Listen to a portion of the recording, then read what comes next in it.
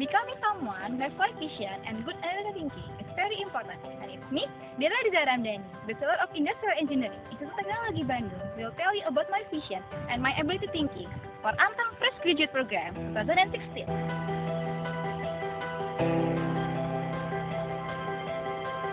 As an industrial engineer, I want to be the expert that represent Indonesia to other countries.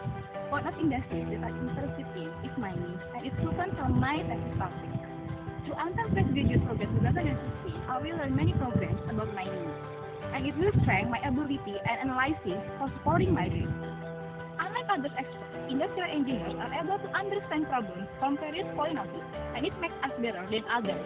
I believe I can give positive contribution to Antam to become a global leading corporation through diversification and integrated natural resources-based enterprises.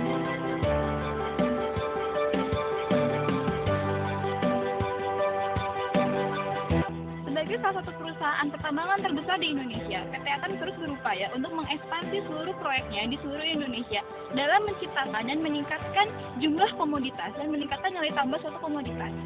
Sebagai salah satu teknik industri, kami mempelajari bagaimana caranya mengatur proyek agar sesuai dengan rencana yang telah dibuat.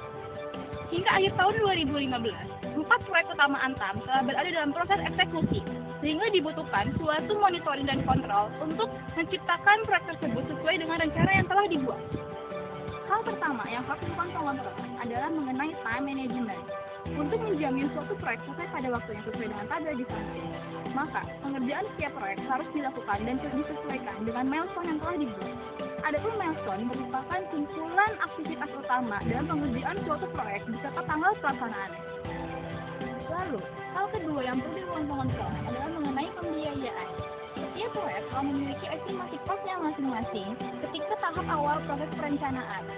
Untuk menghindari adanya pembengkakan biaya, digunakan suatu metode yang bernama earned value chart untuk menganalisis seberapa besar faktor efisiensi pembiayaan tersebut.